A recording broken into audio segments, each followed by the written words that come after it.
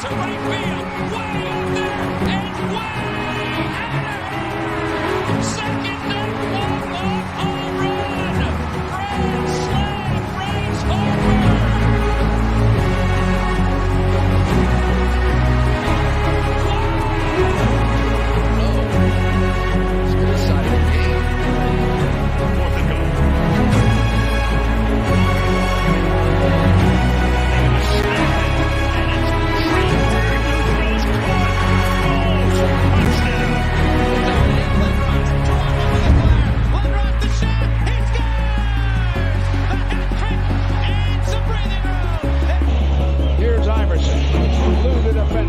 Stays right where Allen wants to go. Wants the baseline. Fade away. Yeah. He's way too good. He steps around Lou and drilled it. And the Sixers have scored 9 in a row. 7 straight points by Iverson. Looked like he was dead to win. The Sixers by 4.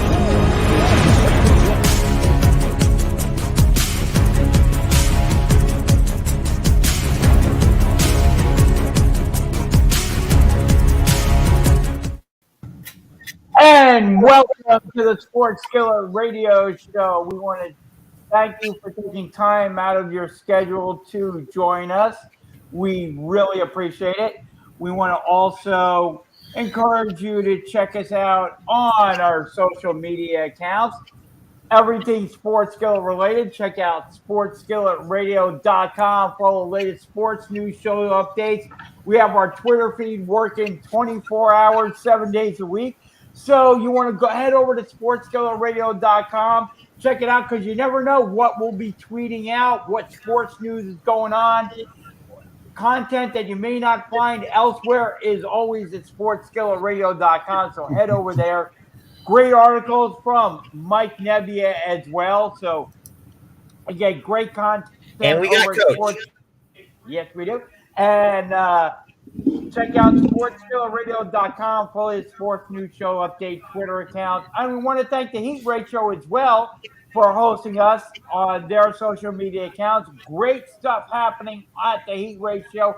Reminder, we do a live show every Tuesday night at the Steam Pub in Southampton, PA. So you want to come on out, check out the live show. Great shows happening on the Heat Rate Show as well. So check out Sports Skillet Radio, the Heat Ratio. Great stuff happening all over the place. And we've got a great jam-packed show lined up for you today. Lots of stuff to dive into. It is Championship Sunday, finally arrived here in the NFL season. I am Jay. I'm joined by Mike Nebbia, my brother Jeff, and we are thrilled as always to have with us the coach, Shane McGowan. Shane, can you let everybody know how they can find you on your social media account? Yep, you can reach me at mentaledgeperformance.ca as well as mental_edge_performance.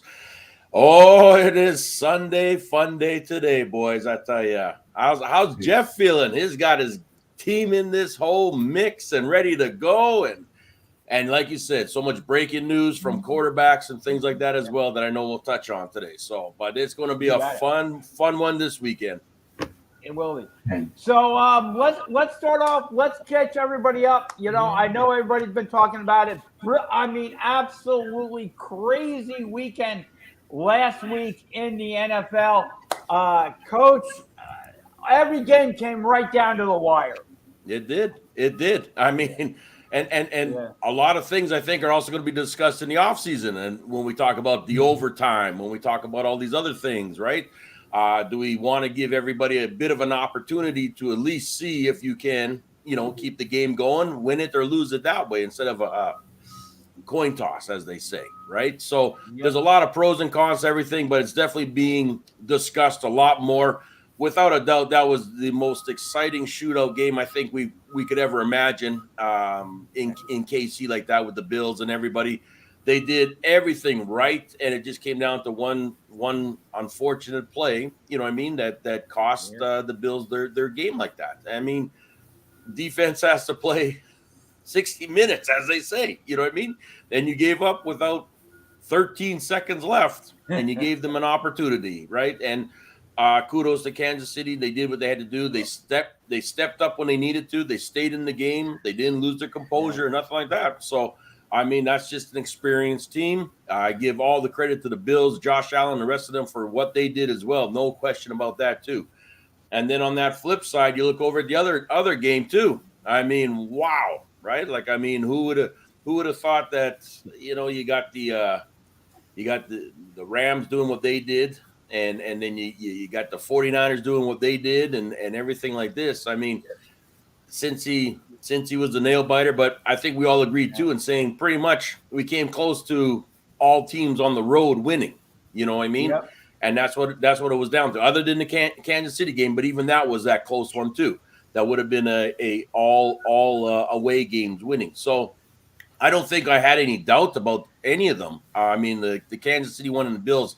I did think the Bills would win, and they, in rightful so they should have. You know what I mean? They had it and stuff. But I was impressed with San Francisco. I thought they were going to be able to pull that one off.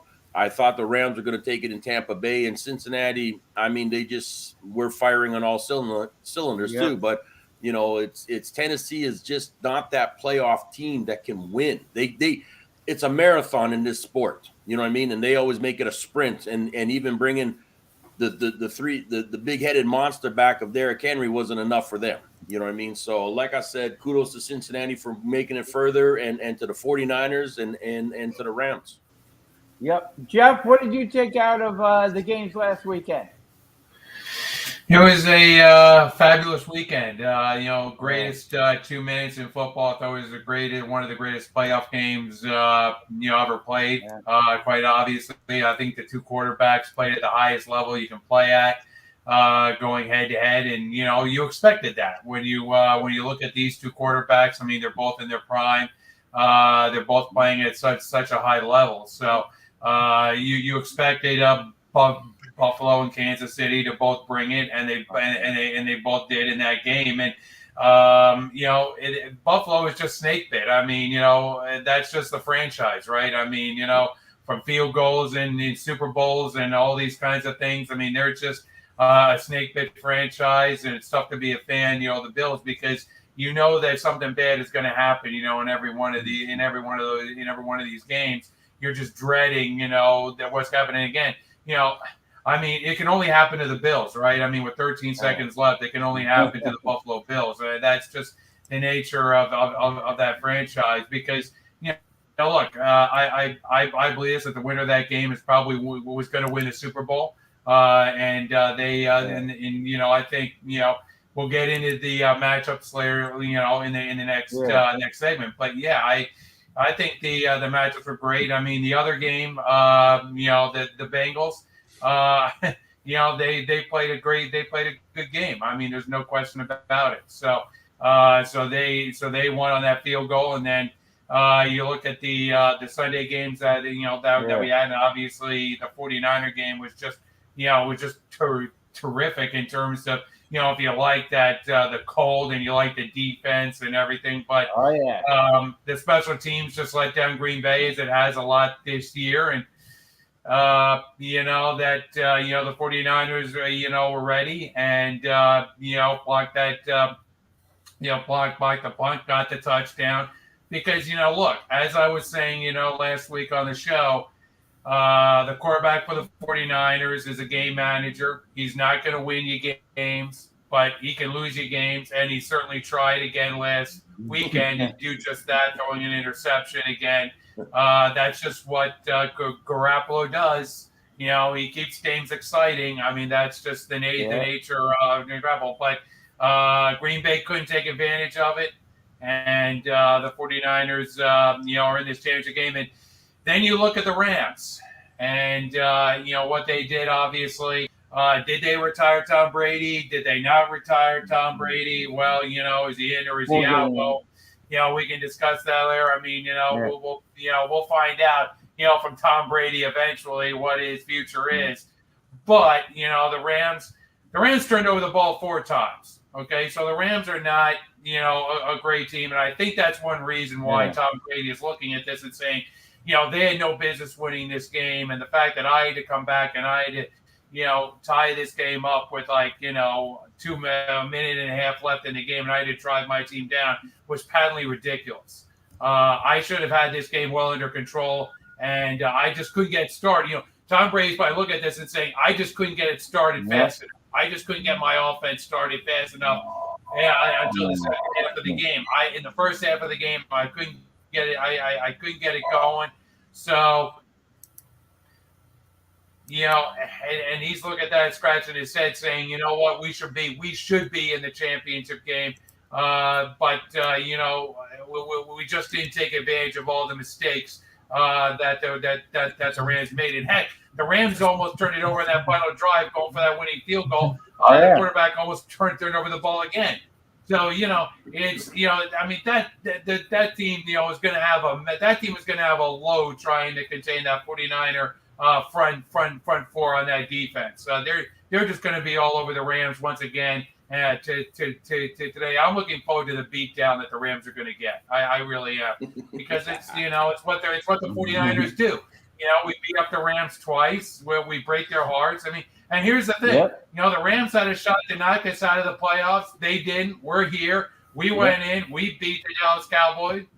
Where the 49ers went in, beat the Cowboys. Went on the road, beat the Green Bay Packers, and here we are back in LA again, ready to knock out the Rams for the season and go to the Super Bowl. Get ready for an exciting game here. I am not anticipating a shootout between the Rams and the 49ers. I think it's going to come down to whichever offense makes the fewest mistakes, whichever defense can capitalize on the most mistakes. I'm expecting at least a one-possession game. And but Mike, we're talking about last weekend here. What were your thoughts about last weekend's games? Because we're gonna get into all that, coming up. But we're talking about last weekend. So what were your thoughts? That Bills Chiefs game was epic. I thought the Chiefs were not going to come back with under a minute to play, but never underestimate Patrick Mahomes.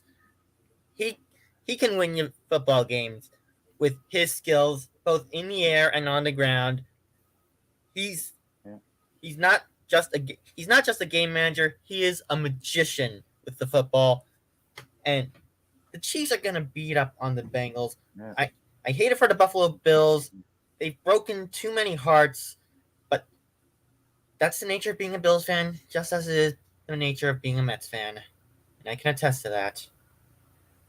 Yeah. Now, again, going into the Bills-Chiefs games, they went into overtime. Of course, the Chiefs ended up winning 42-36.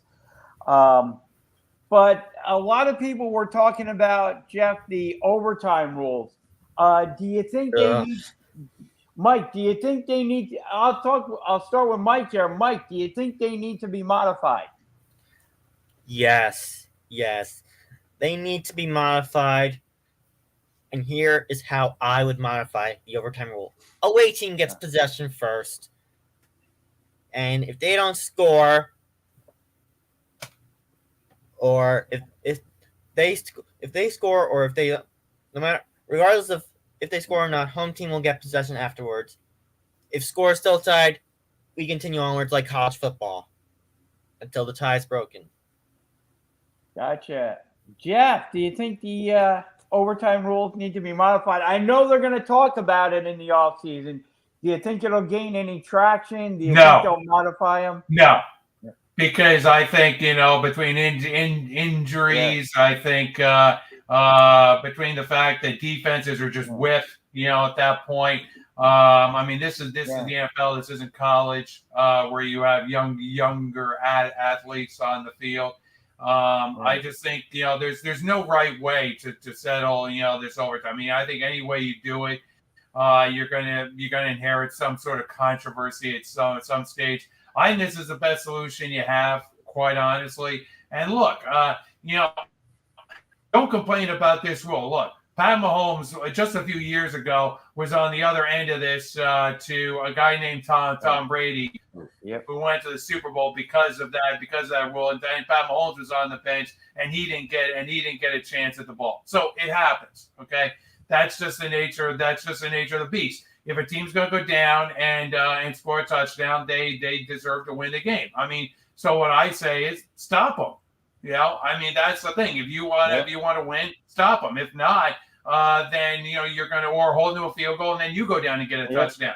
So you know what? No, I wouldn't change the overtime rule for anything. I think it is what it is, and these kind of things are going to happen from time to time, and that's just the nature of the beast. And just because you have a fan base that says, "Oh, my quarterback didn't get to touch the ball," they're going to scream and moan. But that's just look at the other side of the coin. Yeah, Pat Mahomes was on that receiving end a few years ago. So no, I wouldn't change the overtime rule at all. I had this idea that if the score is still tight after the overtime quarter, we'd go to a field goal shootout like they do in the NHL after an overtime. God, no. Yeah, it was a good idea in theory. What do you think, Shane?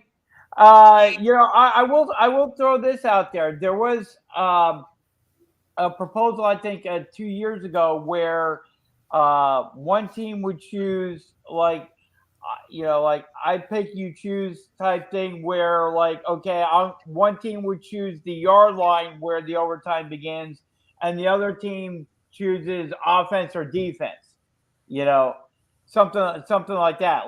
So you want to turn overtime into a joke. I mean, that's what you want.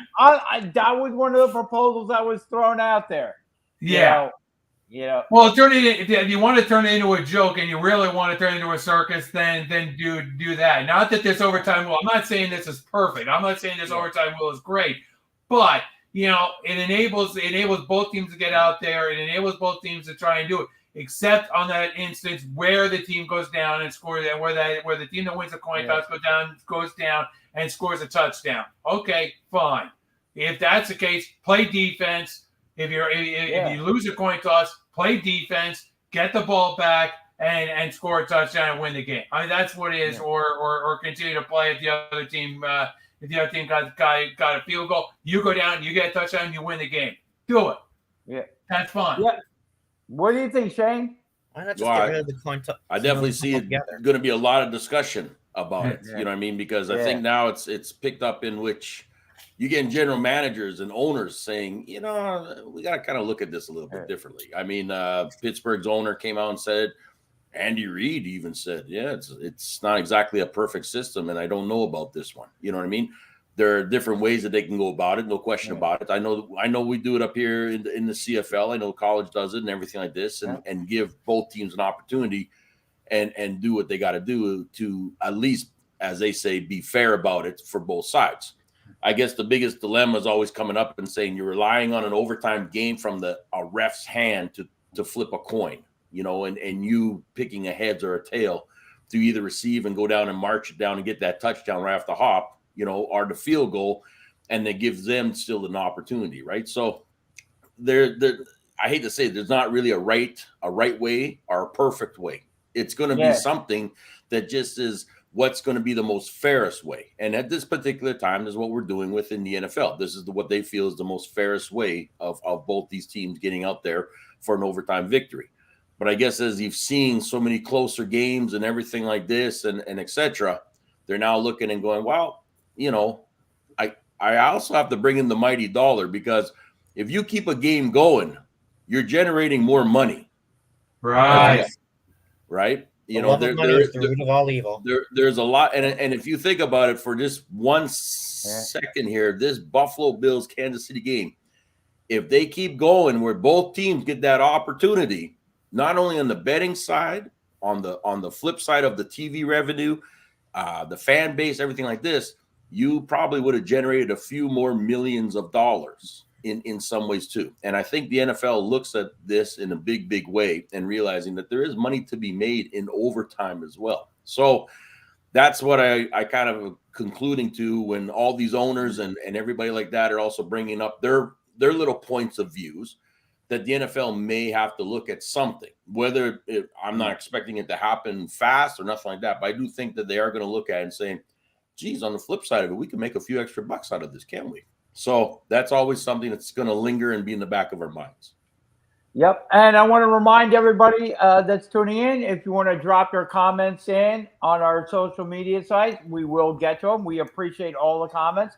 And again, feel free to comment on anything, who you think will win or lose. We talk about it all here on the Sports Skillet Radio Show, so drop in your comments and we will get to them. Well, we got a couple of big games this afternoon, guys. It is Championship Sunday. So, Jeff, your 49ers are in the conference championship. I don't know if you expected it, but they are there. And what's your thoughts going into the 49ers versus Rams game this afternoon, or this evening, I should say? Well, who's going to have the fewest turnovers? You know, is Garoppolo going to manage the game, or is he going to turn over the ball, in the red zone? Can Deebo Samuel continue to make big plays? Can that 49er offensive line stand up to that defensive line of the Rams? Well, they've been playing. I mean, they've got those guys healthy now. They've got those guys playing at a high level. So they're going to have to keep those guys off of Garoppolo. There's no question about it.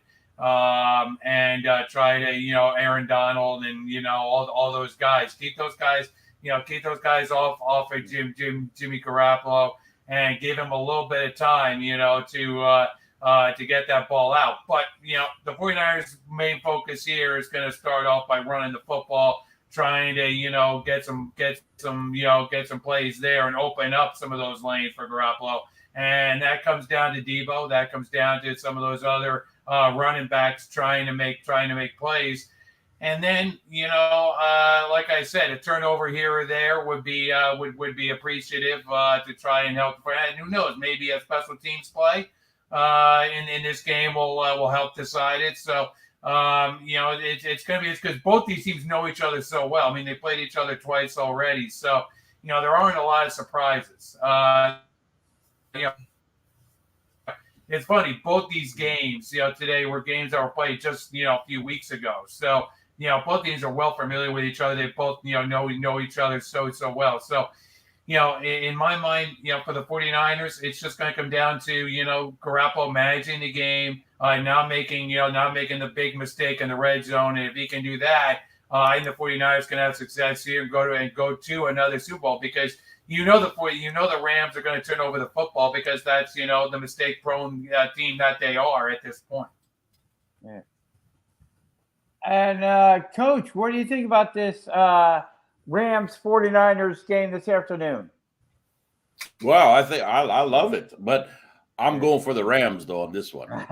So this is I took San Fran all the way up to this final moment and stuff, but I think the Rams are going to take this one. I don't think San Francisco can pull off a three-peat with them. I really don't. I think that last game Deebo got banged up way too much of how they were trying to use him, and that's going to be a hard one. Love the guy, respect him so much, but I just think that he took some hard hits. There's no question about it. The game plan naturally is going to be for San Francisco to run that ball, stay in control, keep Stafford off the field and Kupp off the field and everybody like that. In those last two games against San Francisco, Kupp has had over 128 yards and 113 yards passing.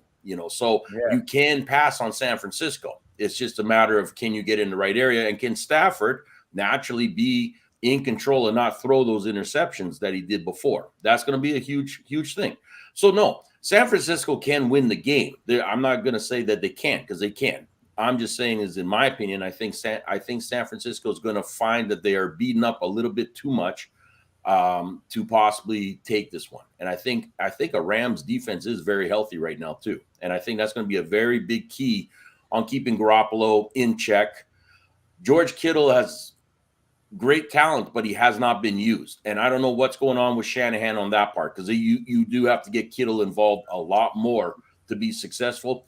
I like also Jennings too. I think he had a great game against the Rams of 94 yards. You know what I mean? They were able to get to him.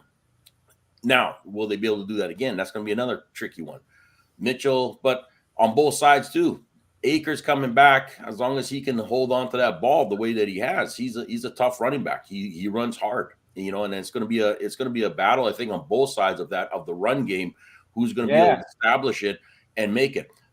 You're not going to get a shootout in this game. I'll say that right now. This is not going to be that high-scoring shootout game at all. It's going to be a run-controlled game management, if we want to call it that, you know what I mean, on both sides. And it's going to come down to a lot of things in this way. I think you're going to see probably a little bit more kicking, possibly in some ways too, from this. And it doesn't favor either side. Both kickers can kick. You're inside, you know what I mean? So it's going to be fine in that way. But it's going to become a game management game, and I think it's going to be a run one. But I just got a feeling that, in my opinion, I think San Francisco is not going to take this one. I think the Rams have it. Yeah. But I will say it's going to be very close. I mean, Rams only favored by 3.5, and most of that's just because it is at home. Yep. And Mike, Rams 49ers, what do you think of this one? I think it's going to come down to what offense makes the fewest mistakes, what defense can capitalize on those mistakes. Yeah. And I'm going to go with Shane here. The 49ers got battered in that last game. Deebo Samuel got battered. And I think the 49ers are going to find that they got too battered from the divisional game to pull this one out. I'm not saying the 49ers can't win. They can win this if they make fewer mistakes than the Rams. But that said, Rams are favored by 3.5, mainly because it's at SoFi Stadium in Inglewood. And I'm going to take the Rams, the points, and I'm going to take the under. Oh, the Rams lost for sure now. The Rams lost for sure. I'm taking the under. I'm going to say 17-14 Rams. Nail biter there. That's too low. That's too low. Yeah. Yeah, I think there'll be I got to go with you. I think there'll be more points scored than that. But I'm not expecting a shootout. I am going with the 49ers in this one because I know the Rams are all in. I know the Rams have gone all in. I know the Rams have a very good defensive line. I know the Rams have Odell Beckham Jr., who I think could have a big game because I think the 49ers could be focusing in on Cooper Kupp, from the Rams offense, maybe Cam Akers as well. So they could have some other things there. So I think Odell Beckham Jr. could emerge in this one for the Rams side. But something about, I know that the 49ers quarterback, Jimmy Garoppolo, can be immensely, just watching the game with Jeff, I know he can be immensely frustrating because you're always anticipating that bad throw, and he will. He probably will make 3 or 4 bad throws per game where he'll throw into double coverage or make a bad decision, and it's up to the other team to pay attention and to get that turnover. But the funny thing to me about Jimmy Garoppolo is all he does is win. He makes those bad throws. He makes the bad throws. He's immensely frustrating as a quarterback. But you look at his record, and all he does is win. You don't think he'll win. He may not have the best squad around him. The team wins, Jay. The team wins, not Jimmy Garoppolo. The team wins. He's part of the team. That's right. But you said he wins. No, the team wins. Jimmy Garoppolo did not win the Green Bay. Jimmy Garoppolo would not be around today playing this game if it wasn't for special teams in the Green Bay game. So if it wasn't for that, Jimmy Garoppolo wouldn't be here. A couple years ago, did not Jimmy Garoppolo get the 49ers to the Super Bowl? And then what happened in the Super Bowl? He blew it. Mahomes happened. He collapsed in the fourth quarter. Mahomes happened. They had the lead in the fourth quarter, and he blew it. That's his MO. Yeah. Not only that, but it's the head coach as well. The head coach also blows it. Just go back to his Atlanta days. Just go back to Shannon's Atlanta days. When Don't remind me of 28-3. And they're still by the way, they still showed that yesterday. One of the highlights of Tom Brady's career in the fact that he came back from that deficit. Who was that against? Oh, yeah. Who was the offensive coordinator, Jay, in that game for the Falcons? Oh yeah, Mr. Shanahan. Hey. So both these guys have some things, some demons they've got to work out. They've got some stuff that they got to work out, because that's a problem for both these guys, is that they have these blocks that they have to get past. Didn't he also lose his in a Super Bowl Squares game that year? Didn't he also lose his offensive briefcase too? Yes.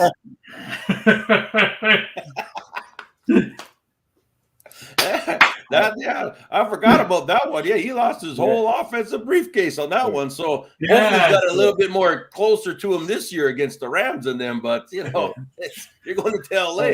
LA might like to steal a few things, so you never know. Yeah. Hey, I just, so I am going with the 49ers. Well, if Jay's going for the 49ers, then Jeff, you're out. Yeah, I know. It's a kiss of death. Yeah, it's a kiss of death. Having Jay, pick the 49ers. But in all seriousness, if I have to pick a winner in this game, before the season started, we were all on this bandwagon that the Rams were one of the best teams in the NFC, that the Rams were going for. I mean, we looked at that in you go back to the preseason, what were we talking about? We were talking about the Rams and what they were building and what they were doing when they traded for Stafford. When you looked at that team, you looked at it and you said, boy, I mean, this is going to be a tough team to beat in the NFC. Here they are in the NFC Championship game, so that's no surprise. The team they're playing is probably a bit of a surprise, but not because the NFC West was the best division in the NFC, and it's proven that throughout in the fact that you have these two teams battling here in the NFC Championship. Who am I picking? I'm going to pick the 49ers because I am a 49er fan. I'm going to ride with them. I like to see them get to a Super Bowl and win.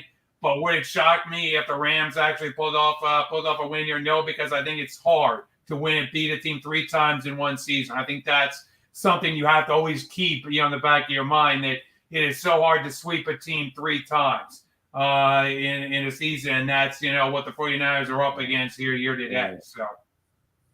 And I think there's no question about it, saying the NFC West is without a doubt one of the hardest divisions to play in, as well as the schedule that those guys had too and stuff, and to keep winning and knock out the other teams like that.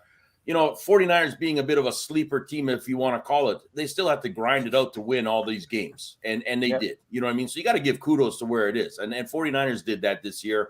And just like I'll look at Cincinnati as well, being sacked 9 times from Tennessee Titans and still getting you that walk-off field goal to win shows that guts of what the AFC is too, with the Chiefs as well as with the Cincinnati Bengals. So I think you've got 4 teams in this one that we can all say deserve to be there right now and playing this one out to make it to the Super Bowl. Yep. Well, talking about the other game now, talking about the Bengals, talking about them going into Kansas City. I hate to say it for all the Bengal fans, but I think this is where they run up against the wall. I think this is a blowout. I think that the Chiefs have a good chance here to win by 2 or 3 touchdowns. I think this is where eventually you hit that ceiling. A young team, a young quarterback hits that ceiling. They run into that experience. They run into that juggernaut of a team. Right now, Pat Mahomes cannot be playing at a higher level than he's playing right now. That's a scary thing. That team is just, that defense, obviously got gassed towards the end of the game. But hey, that's what happens when you're playing the Bills. But again, I just think right now that the Chiefs are playing at such a high level at this point. I'd be shocked if they didn't win by 2 or 3 touchdowns in this game. As much as I like the Bengals, as much as I like to see the Bengals compete in this game, I think it's a big ask, for them to go into Kansas City and compete, on that stage, in these lights at this point. You sort of have to crawl before you walk, and I've said that. Some of these teams you have to crawl before you walk. And right now they're gonna get a lesson in what it's like to play in with the big boys. And this is where I think they're gonna run into a wall, and I think Kansas City wins by 2 or 3 touchdowns. Yeah, what do you think, Coach? What do you think? Bengals going into KC? No, to a certain degree, I agree that this is where Cincinnati comes to an end. All right. But I do think, though, that you're going to get a bit more of a shootout type of a game today. I do. I think we're going to get where it's going to be KC winning by, say, 10 for myself. But I'm thinking that it's going to be upwards in the 30s and 40s of both these teams of where this game is going to go. And due to the fact that for whatever reason, Burrows can get that ball out to Chase and Higgins and everybody like that, who on his side is playing really well. You know, T. Higgins, Jamar Chase, Joe Mixon, give those guys the credit that they are playing very, very well. Now, he does not have an offensive line, so that is going to hurt him without a question of a doubt and needing to get that ball out faster. It's the yards after the catch that these guys have made themselves very famous for. And I think that's the key for them to keep moving that ball the way they're going to. I think by the time we get to that fourth quarter is when it's going to be the gut check time. And I think with Burrows, who is averaging, 330 yards every time out there, that's a lot of yards this guy is putting up in wins and losses, close games, everything like this. He is getting you that ball downfield. So I do think that this is going to be that type of another high shootout. I mean, they are predicting 54 points, amongst these two teams. But they are only favoring Kansas City by 7 in some ways. Now, I think it's going to be a little bit higher, in that way too. But I do think, though, that it is going to be a very high-scoring game. And I think a lot of it is just because of the fact that those defensive backs have to do a lot of running to stay with these guys. You know what I mean? They are young. They love to sprint out there and things too. So that's what I'm saying is this is where the defense is going to get tired. And that front four of Kansas City needs to put that pressure on. But even as you saw, a guy getting sacked as much as he did against the Titans, he still was able to stand up and grind it out with you out there. So, you got to take everything into check. They might bring in an extra tight end to help block and things like that too. But I'm just saying I'm going with Kansas City, but I do think we are going to get another high game out there where it's going to be like, holy smokes, he threw it for 30 yards, or holy smokes, he threw it for 20, and back and forth like that until finally the fourth comes around and somebody's going to sort of gas, and the penalties and everything like that are going to catch up. And I think Kansas City's going to take that one. What's funny, Shane, is if you get your Super Bowl that you're predicting and you get Kansas City against the Rams, you're going to have obviously Pat Mahomes and Andy Reid going and playing for the second year in a row, playing a home team in the Super Bowl, which is just going to be unprecedented for a team to actually have to do that and actually have to play, a home team, the actual home team in a Super Bowl in the Rams. So that's gonna be interesting if that happens, because again, the Pat Mahomes bad luck, you might want to say, he's gonna have to play. He's gonna have to play another away game basically in LA against the Rams if the Super Bowl matches up that way. And even if Pat Mahomes wins, even if San Francisco wins, it's basically a home game for the 49ers. So whoever comes out of the AFC, when you think about it, is going to have to deal with the fact that you're going to have basically a home crowd in the Super Bowl this year, because you have the 49ers and Rams playing out there in California. So it's going to be interesting to see what happens in the Super Bowl with basically a home team playing there. And Mike, what are your thoughts about Bengals going into Kansas City? Okay, now I've seen what Joe Burrow can do for the Cincinnati Bengals. Now that he's got a favorite target in Jamar Chase, he's putting up the big numbers. But he's going to go up against the buzzsaw, the wall in Patrick Mahomes. I'm going to go with the Chiefs, the points, and the over. But Joe Burrow's going to make a chip in that wall. Not a big chip, but a chip. He's not ready to tear down that wall yet. Yeah, I kind of agree with what everybody. Give him another year or two, and he'll be able to tear down that wall. The one thing I'm going to, just before we send over to you, Jay, is when I looked at the Cincinnati game too, Jeff, and the defense of how they were able to keep in check Derrick Henry, right? A.J. Brown, Derrick Henry coming back, but also when you had Foreman as well too. Like, I mean, whatever game plan Tennessee had, they didn't bring it. They really didn't bring it. Now, I was expecting them to just run it with those three-headed beasts that they got in that backfield. You would think that was your bread and butter that got you to the number one position. You know what I mean? They took that away. They threw out the balls. Now, Tannehill, he's definitely no Mahomes. He's nobody in this way. There's no question about that. But he does have a good receiving core with A.J. Brown, out there and things like this. But they were able to blanket him in so many ways and made it very, very tough, right? And that front defense did come after him. What I'm seeing out of Patrick right now here, Mahomes is saying, listen, I'm fast at getting that ball out, but guys like Pringle, Hardman, and them are going to have to step up because that ball's going to come at them a lot faster, is what I'm projecting in this game. Those unsung heroes, I think are going to be the key ones in so many ways than our Tyreeks and Kelsey. I think those guys are going to get a lot more views at, and this is why I'm saying Kansas City is going to move the chains, but they're going to do with other people than what we're expected, I think. Yeah, I think I'm going with you guys on this one. I think it's going to be a little bit closer than what Jeff was anticipating. You look at Joe Burrow, Jamar Chase; they have ice water in their veins the way that they are operating together. I think it could be a little bit more of a shootout there, but I do think Kansas City's going to go on and another Super Bowl appearance for Andy Reid again, who's, again, I think Mark checking off all the boxes to being one of the best head coaches ever in the NFL when you look at his resume. I mean, you look at the amount of times he took the Eagles to the NFC Championship game. You look at how many times he's taken the Kansas City Chiefs to the AFC Championship game. I mean, it's amazing what he's been able to do as a head coach.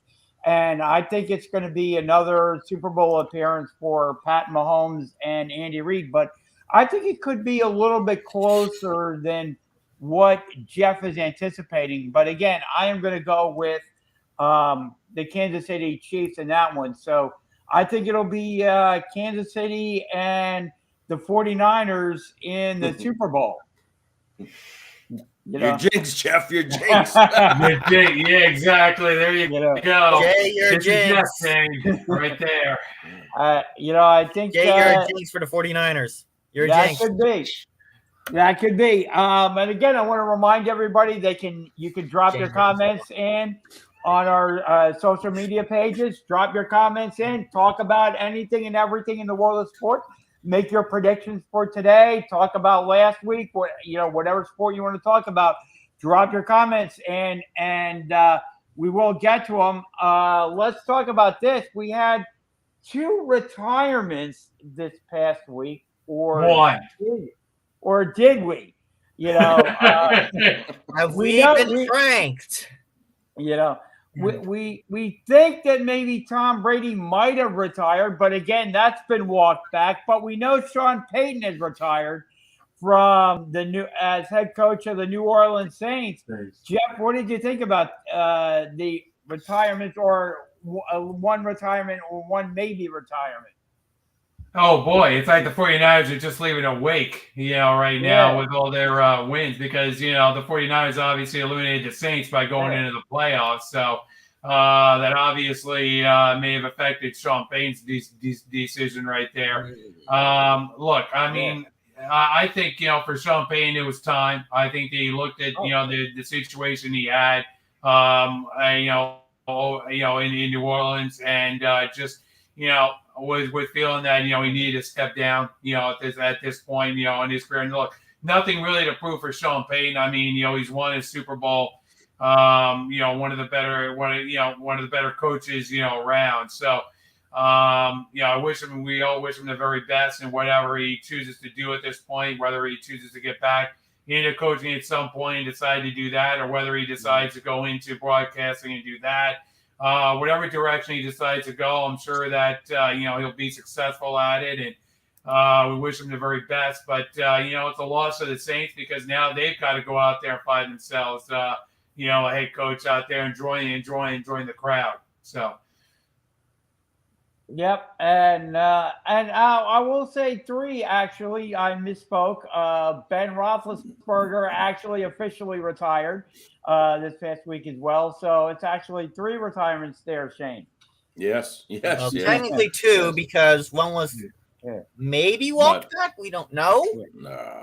Look, first, if I start with Ben, yes, he's retired, he's done, he's done all there is, and kudos to him and moving on and whatever he decides to venture into next, right? It's going to be huge, no question about that. Sean Payton, I think, as I was on earlier this week with the NFL Insiders, is saying, you know what, I'm not here to rebuild another team. When Drew left, and that's it, and the quarterbacks that I had to go through just to get to where we did, and possibly into a playoff position and stuff like that. That took a lot off of that guy. You know what I mean? And realizing that you don't have the team anymore that you used to. And that's hard for a coach who's at a certain point in his life and his age and everything like that, saying, I can't just keep rebuilding. You know what I mean? And that's what it's going to be. So now, as a coach here who's had a decent record in many, many ways, are you now prepared to be taking a lot of losses as you move forward? Because that's what's going to happen right now without the personnel that they have in there as players and everything like this. So they're going to get a few more losses than they are wins. And I think Sean's looking and saying, you know what, this isn't for me. Bring in the young guys. Bring in somebody like that to take this team over, rebuild it, structure it a different way than what I'm used to.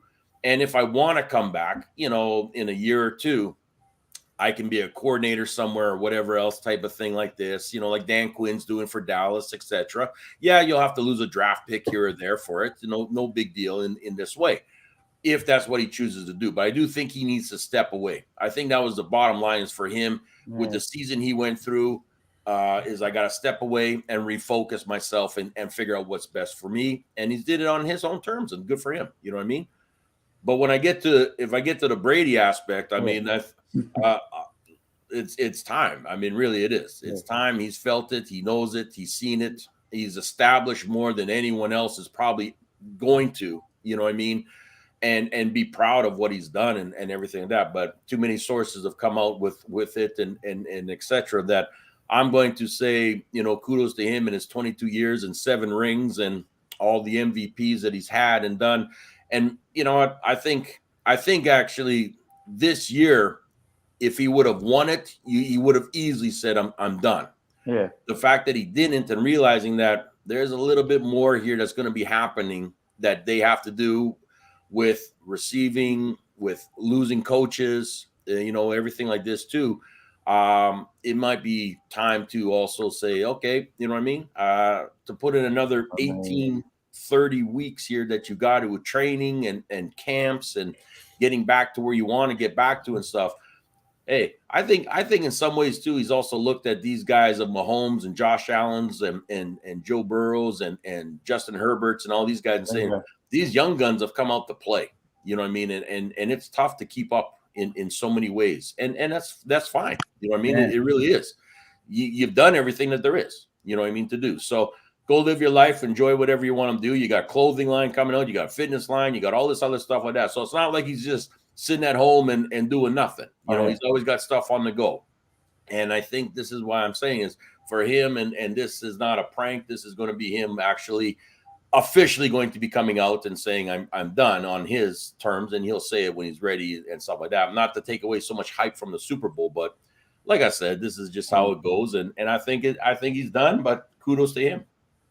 And to piggyback on Shane with Tom Brady, I think there were 2 factors in my mind that probably influenced his decision. One is Byron Leftwich obviously leaving and going to Jacksonville. I think that's one move that Tom Brady is looking at that and saying, you know what, I really don't want another offensive coordinator in there at this point. So I think that played a factor, and the other factor I think is his wife.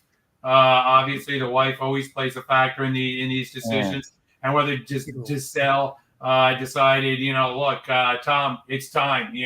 I gave you a couple more years in Tampa. I said, okay, look, go out there. You won a Super Bowl. You did that, but you didn't win this year. So you know what? Time's up, Tom. Time to come home. And that's. So the wife tends to, play a factor in these calls. So I'm sure I'm sure that was taken. I'm sure Tom obviously took that majorly into account. once, you obviously, the kids obviously play a factor in this as well. You want to be around for the kids and you want to see them grow up and so forth. So, I think there were, family, you could say family issues. And then, on the field, when you look at the team and losing Byron Leftwich as his coordinator, I think those were two factors right there that kind of maybe, if he wasn't already, leaning in that direction, that just kind of pushed him over the edge. But we'll just have to wait for the official announcement to come out from Tom. Yeah, and I think Tom was getting ready to make that official announcement, but someone within his inner circle saw this coming and leaked it. And Adam Schefter, Jeff Darlington from ESPN, sniped the story from other journalists and basically sniped it from Tom Brady himself. And he was getting ready to make the announcement. I think Monday he was supposed to make the announcement, but then Schefter and Darlington and whatnot, they decided to just leak it out on Twitter for the whole world, and all hell just broke loose. Yeah, I agree with you, Mike. I think it was very unprofessional of Schefter and Darlington. Go Sheffy. Go Sheffy. Yes. Yeah. I kind of look official word to come out. Yeah. Get your facts straight. Well, no, I think their facts were straight. It's just that they were a little bit too over anxious to hit the send button. So, and I agree with you, Mike. Haven't they heard of the schedule tweet option? Exactly.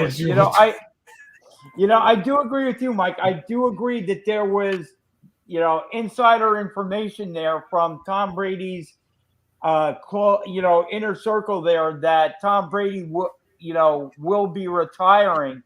It's just that Tom Brady wanted to make the official announcement and get it out there on his time. Like, he didn't want to take away from the playoffs, the championship games, whatever else the NFL had going on. He didn't want this news to kind of be a distraction. So he wanted to have it come out on his schedule, on his time. And like you guys were saying, I think Shefty and Darlington were a little bit too over anxious to hit that. Oh, okay, I got the information. Let me hit send, and jump the gun and hit the send button. But I do believe that, like you guys have pointed out, I do believe that there's nothing else for Brady to really accomplish. And I do believe that family was pulling on him a little bit to kind of step away. And, it's kind of time at this point. I mean, he mentioned, that he wanted to play until he was 45. But I believe, Brady looks around and looks over at the AFC and looks where maybe Tampa Bay is at this point. And like you said, Byron Leftwich may be leaving to go coach Jacksonville. So, he looks at that. Leftwich played first few seasons of his career in Jacksonville, so that would be a logical move on his part. Exactly. So, Brady looks around, and I do believe that Leftwich, was one of those guys that Tom Brady liked to, had his way of operating the offense, and Bruce Arians, the head coach, had his thoughts of operating the offense. And I believe Leftwich was that coach, that coordinator that was able to kind of merge the two ideas together, be that intermediary so that both sides kind of remain happy. Not that they were feuding at all, but was able to merge the two together uniquely to get both sides remain happy. And if he goes, then all of a sudden you have the two of them maybe butting heads a little bit as to how they want the offense to look. And who knows what Tampa Bay's going to look like personnel-wise going forward into next season. So I think this could be. And this upcoming draft is not a quarterback-friendly draft. Yeah. And so, it could be, time for Tom Brady to step aside. And as for Sean Payton, he has his options wide open. And like you guys pointed out, this could be the time for Sean Payton to step aside. He looks at the NFC and over at the AFC, same thing with Brady, and he looks at where the Saints stand and how much effort he had to put in just to get the New Orleans Saints to the playoffs this year and what their quarterback situation is like at the moment. I mean, he spent all year with Jameis Winston, who will be coming back, but is coming off an injury. And does he want to go forward with Jameis Winston, or where's the other quarterback coming from? And if I don't have a quarterback, how much heavy lifting am I going to have to do yet again? And he has money, he can step aside. He still has. And the thing about it is, he still has a couple years left on his contract with the Saints. So if he's going to go back into coaching before 2024, I believe it is, or 25, somebody will have to offer the Saints compensation to get Sean Payton on their sidelines. But a team would be probably willing to do that, knowing how good of a head coach he is. But still, they would have to offer the Saints some compensation. But Sean Payton can step aside, go into broadcasting, which a lot of people feel that he would be very good at. So you have the bidding war between the alphabet soup of stations. Different streaming services are going to be getting into the bidding war. So we'll see how that goes. And I believe Al Michaels' contract comes up at the end of the playoffs, at the end of the Super Bowl. So, who knows? Maybe you pair Al Michaels and Sean Payton together. Who knows? Unique things happen when you get into these bidding wars. So, I think that's an option that Sean Payton can look at, going forward. So I think that could be a really interesting situation as to what Sean Payton does next. And I'll say this though: if Sean Payton comes back, who do you think a team would take him? Who wants him? I know. Who? Yes, Dallas. Bingo. There you go. Yep. There you go. I think that was a no-brainer. I think that's the one that he would, and I think he would take it too. You know what I mean? I think that McCarthy would be gone. I think he would jump in there, and Jerry would have no problems in saying, "You got it. I'll give you 2 draft picks for him." Blah blah blah. No problem, etc. That's where I would see this going if Sean wants to come back and coach in some ways, in that way. Because I think with Dak in there and stuff like this, but that's the only team I could possibly see Sean feeling good about being able to do something there. Plus, he's going into a division that I think is the weakest in the league. So I think he's guaranteed himself a divisional playoff.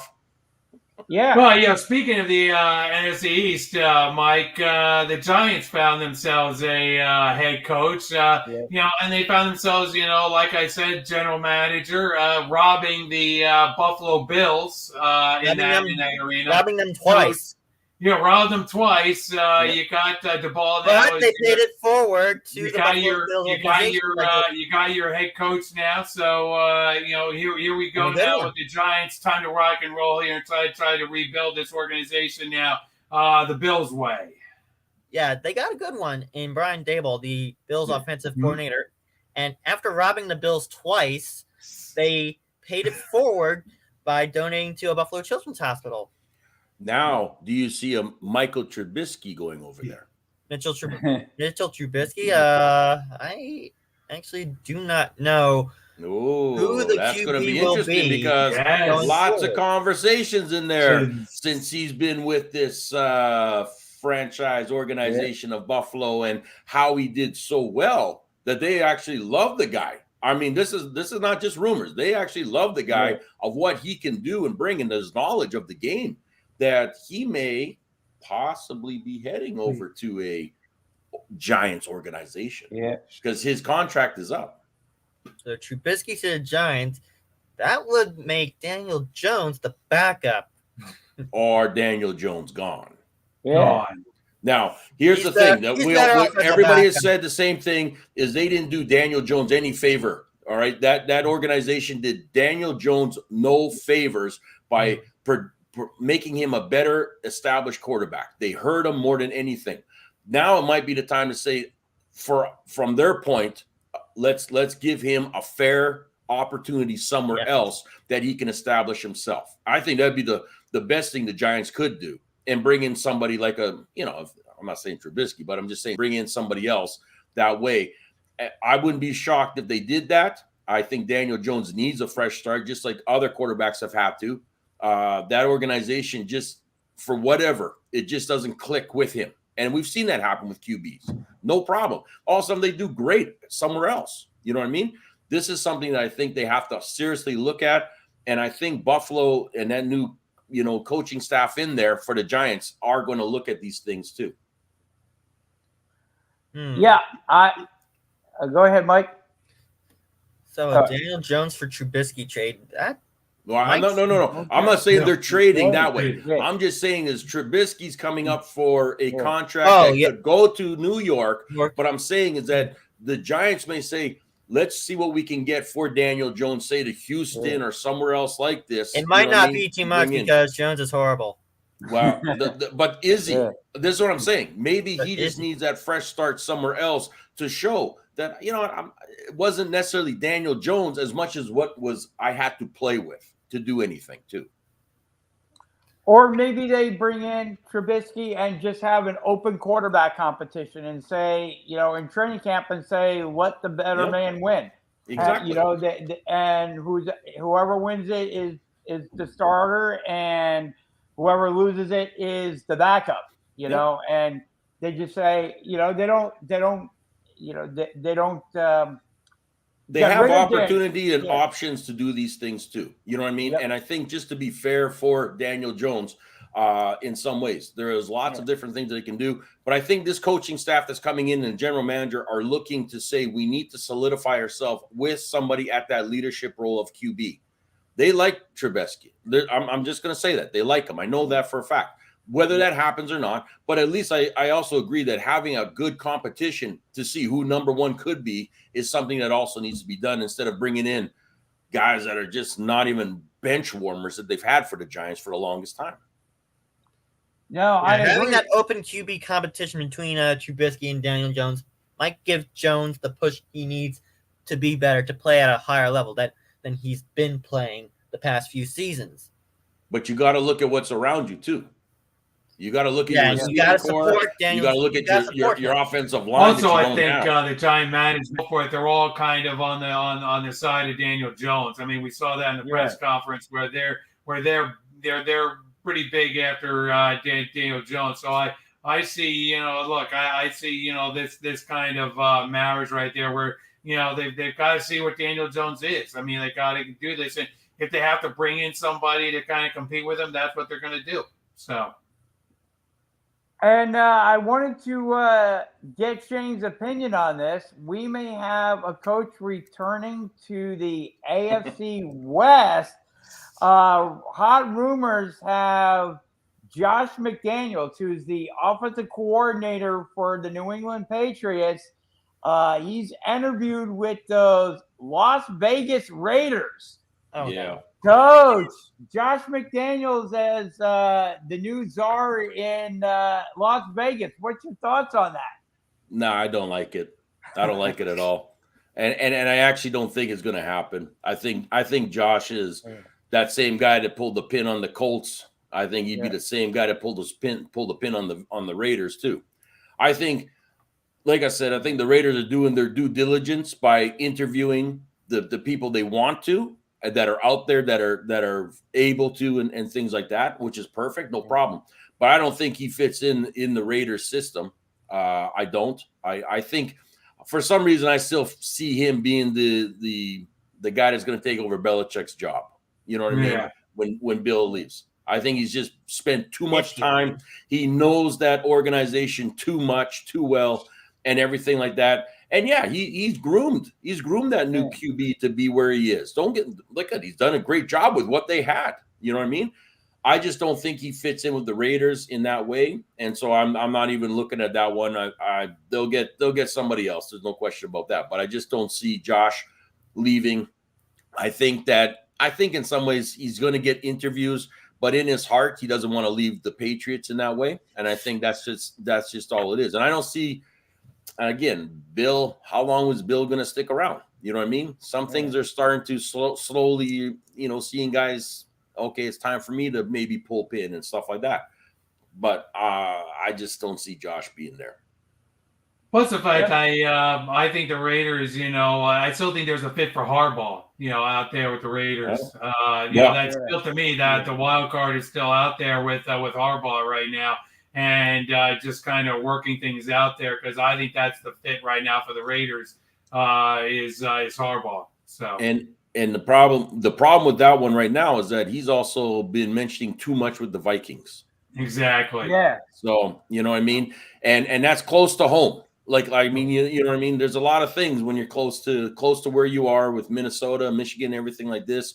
I wouldn't be surprised if he did take the Vikings job. I really wouldn't. You know what I mean? Vegas isn't a bad gig there, Shane. I mean, it's a good gig to go out there, really. To go. It is. I just don't know if Jim wants to jump ship all the way down there and set up the roots in Vegas compared to where he is with Minnesota. That's all it really comes down to.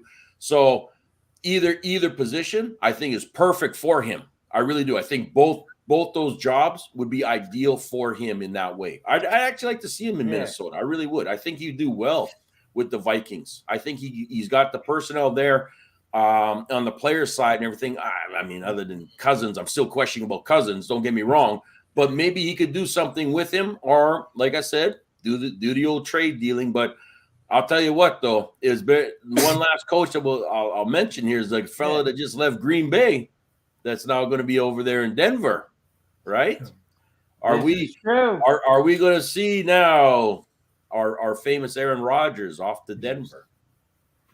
That's an interesting thing, and that may be why the Denver Broncos made that particular move in hiring Nathaniel Hackett, the Packers offensive coordinator, to be their new head coach. And that's one of the things that everybody's been always belly aching about with the Broncos, is that we have the team, we just need the quarterback. Yeah. And who knows what Aaron Rodgers is going to decide about staying in Green Bay or moving or what have you. But look at the quarterback coach for Green Bay now is with Chicago. Exactly. Right? So Green Bay has nothing on the offense. So why does Aaron and Devontae Adams want to stay there? Yeah. You know what I mean? Exactly. You make a good point there.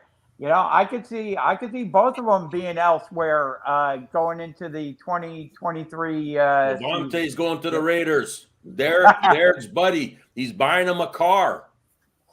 There you go. So a lot of coaching maneuvers going on throughout the NFL. The Chicago Bears made a hire as well. They brought in the Colts defensive coordinator, Matt Eberflus, as their new head coach. And that's interesting because they go defense. A lot of teams are going offense as their head coaching hire, but Chicago Bears go defense. Was this a surprise to you, Jeff, with every team going offense and Bears going defense? No. I think it's just logical at this point. Doesn't really surprise me at all. I mean, the Bears are the Bears, right? I mean, this is what they do. So, it's kind of like, I mean, you go back many years. I mean, this is just,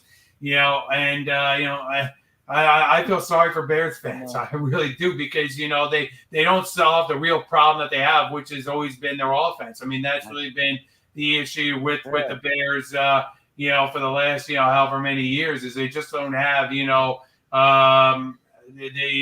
offense to keep pace really in the division and really compete really in the NFL. They've tried, I mean, to address it at times, but it just hasn't worked. It just hasn't worked out for them. So, but am I surprised? I mean, no, because these are the Bears. So, yep. And in other coaching news, somewhat Giants related here, the former Giants head coach Ben McAdoo was hired as the Carolina Panthers offensive coordinator.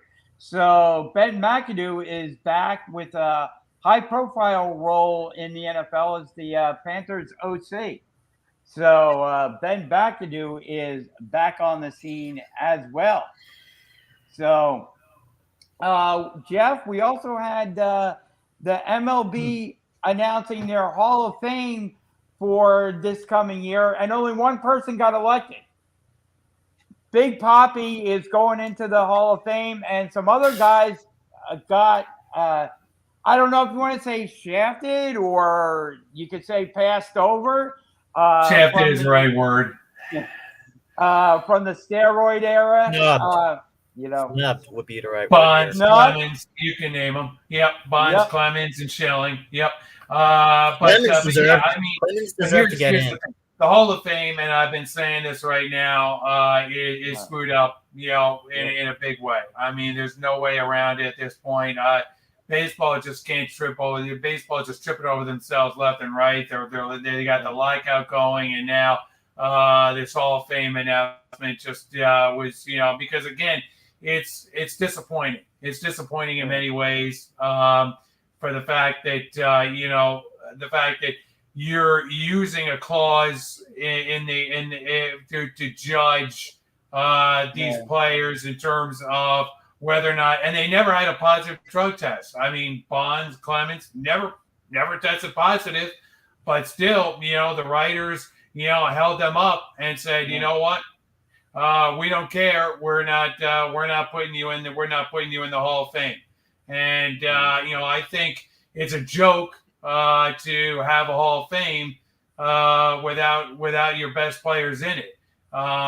It's a museum. I mean, the Hall of Fame at its core, it's a museum. You're supposed to tell the story of your entire sport. That's what you're doing. You're good, bad, or indifferent. Ty Cobb is in the Hall of Fame. You have guys already in the Hall of Fame that have done some pretty tough things. Okay, that were key. Then why isn't Pete Rose in? And here you go. With not allowing these guys or not voting these guys into the Hall of Fame. Your all-time, as Mike pointed out, your all-time hits leader in Pete Rose. You got your all-time home run leader in Barry Bonds. You've got Roger Clemens with all his Cy Young awards and so forth. You got Curt Schilling, who was one of the best postseason pitchers of all time. And you don't put these guys in. You forget Curt Schilling. Why? Because Curt Schilling hated the media, because Curt Schilling had some different viewpoint, because he was a little right wing. That's bullshit. Okay, These guys have to come out, and these writers have to put it behind them and say, you know what? Judge them for what they did on the field. Judge them for what their statistics are, not for what they not for their off-field incidents. Not for all this other bullshit. Yeah, and who could forget Curt Schilling's bloody sock in the ALCS with the message KALS? That was perfect. Yeah, Coach. You, what did you think of the snubs? Coach is not here. Oh, okay. Oh no, we lost Coach. We lost the coach, but yeah, I agree with you. He's audio only right now. Well, the thing about it is that you like Jeff said, it's a museum. It's telling the story of baseball, and baseball had this steroid era, and like I said, you like it, don't like it, or whatever. Steroid era was part of the history of baseball. You can't tell the history of baseball without the steroid era. And now that we know that we've had the steroid era, why not have a wing in the Hall of Fame dedicated to the steroid era with all the heroes from the steroid era? Like a Clemens. Well, you don't have to single them out, Mike. I mean, you just have to put it on their plaque or put a note on their plaque, whatever you want to do. Do whatever you can to honor the heroes of the steroid era. Vote them in. Crying out loud, vote them in. I mean, that's about. And you know what? The baseball blew it. I mean, that's the thing. Just vote them in already. Do the same with Pete Rose. Vote him in. Yep. Pete Rose has done his time. Vote him in. Yep. At least let him live to see his induction. Yeah, I mean, I agree. Tell the story of baseball, and bring them into Bring him Baseball into the Writers Hall of Fame. Association of America. Yep. Stop Oh, all the- this nonsense. Vote in the heroes of the steroid era. Vote in Pete Rose. This Well, is you utter can't nonsense. judge these guys. The problem is you can't judge these guys. On that's the problem you have right now with baseball. And you have writers doing this, and writers playing God and trying to determine who did what. And You can't play God if you're a writer. They voted in Big Papi was a DH who played alongside these guys. That's the thing. They say, oh, because he's so chubby with the media. Oh, we're putting this guy we'll put him into the Hall of Fame. Yeah, put in Kurt Schilling. Okay, fine. So Kurt Schilling has a couple of right-wing viewpoints. The guy was one of the best postseason pitchers of all time, and you don't vote him into the Hall of Fame, and you're not putting him in, and you're not putting Barry Bonds into the Hall of Fame. Barry Bonds never tested positive. He never had a positive drug test. Come on, give me a break. These writers are just, they're unbelievable to me. It's just, it's unbelievable. They shouldn't even be writers. Man. It's What do you think? It's time to overhaul, and I agree. It's time to overhaul. It's time to get former players. It's time to get a new group of voters to vote on the Hall of Fame, and not these baseball writers of America doing the voting for this Hall of Fame. They're like the yes writers of America, if you ask me. Job. And one more thing about Schilling, he was the one who helped orchestrate that comeback from down 3-0 in the ALCS in 2004. Yep. So, Coach, what are your thoughts about the Baseball Hall of Fame announcement this past week? You guys nailed it all. You know what I mean? But like I said, I mean, when it comes to the writers, we all know that. Oh it's you have to know them if you want to get into anything. You got to be all chummy. You got to be this.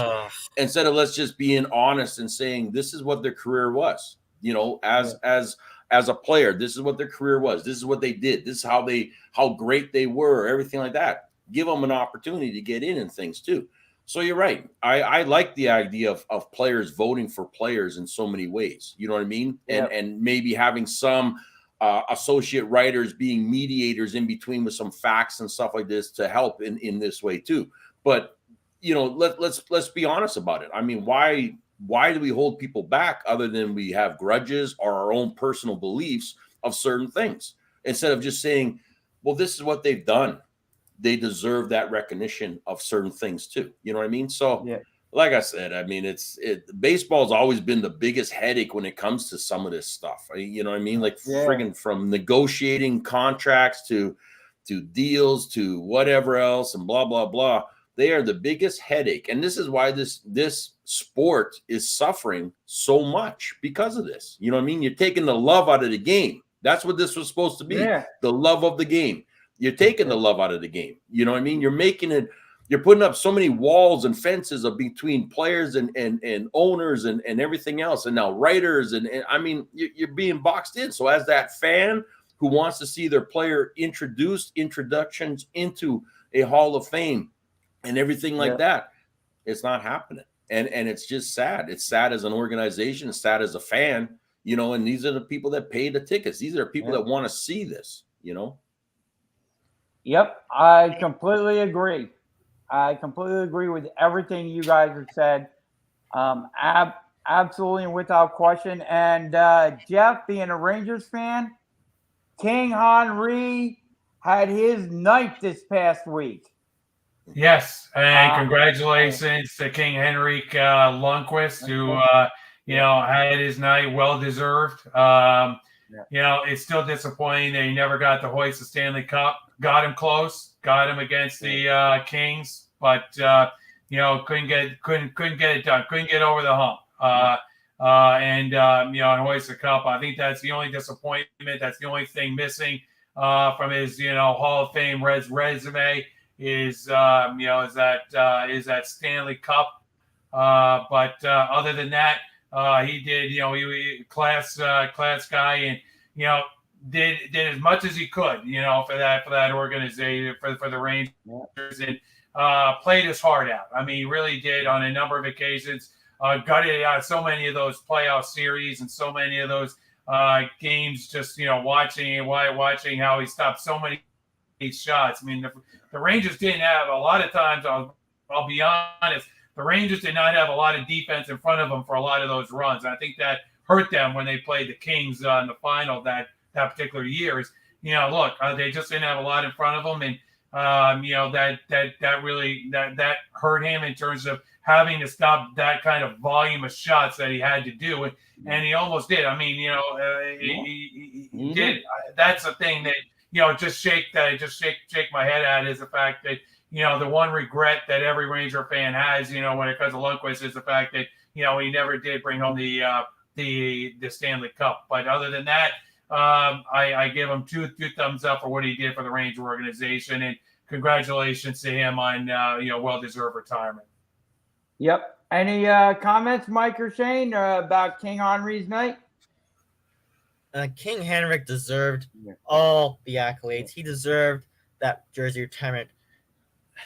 What hurt him against the Kings? Well, he was just up against the LA Kings. And he was pushed to game 6s and game 7s early on in the playoffs. You can't be pushed to game 6s and 7s that early on. You got to finish in 4 or 5 if you have a chance at a juggernaut team like those in the West in the Stanley Cup Finals. Yep. Mike, anything going on with NASCAR that we want to get out there? Well, next week is the Busch Light Clash at the Coliseum at the LA Coliseum. Oh, that should be fun. Yep. Yes, they put in a temporary quarter-mile track at the LA Coliseum, and oh my God, this is going to be absolute chaos. All right, and I'll give a further preview on that on next week's show. Sounds great. And we had the WWE Royal Rumble take place yesterday. Before we get into that, Jay, I just want to mention Rafael Nadal, obviously, this morning, getting the record. Obviously, congratulations to Rafi on setting the record 21 Grand Slams, an amazing accomplishment. I'm sure somewhere Djokovic is saying, that could have been me, but get vaccinated, and could have been you, right? But hey, congratulations to Rafi. He got the 21 first between the big three, Federer, Nadal, and Djokovic. So congratulations to Nadal for actually getting the 21 hits. I'm sure that there's more to come because we might get to 22 now. The French Open's coming up, so in a few months. So there's an opportunity for him to win number 22 for his illustrious career. So you would have thought that with Federer around and so forth. So the fact that he got out in front of the other two is an amazing culture, and that was a marathon match this morning. So we just congratulate him on his accomplishments. Absolutely. And just to mention the WWE Royal Rumble real quick, kind of went as I thought it might, with Ronda Rousey winning the women's side. We had Brock Lesnar losing his title, but then winning the men's side. So you have two part-time stars that are now going to WrestleMania to compete for the title. The reviews have been pouring in over social media. Not a lot of people were in favor of the card. So WWE has, I think, a bit of ways to go to catch up to AEW at this point. They put the stars in for WrestleMania. That's the way they wanted to go. I liked a lot of the surprises that we got for the women's side of the Royal Rumble. Not too many surprises for the men's side, unfortunately, there. But, the card is what it is. If you want to go check it out, feel free to. Shane, can you let everybody know how they can find you once again on your social media site? Yeah, you can reach me at mentaledgeperformance.ca as well as mental_edge_performance. Always a pleasure, gentlemen, and we will see what happens after this weekend. Go 49ers. Absolutely. Have a great week, everybody. Remember to check out sportsskillerradio.com. Check out the Heat Ratio. Again, we do a live show every Tuesday evening from the Steam Pub in PA. So you want to check that out as well. Great shows coming up. Have a great week, everybody, and we will see you right back here again next week.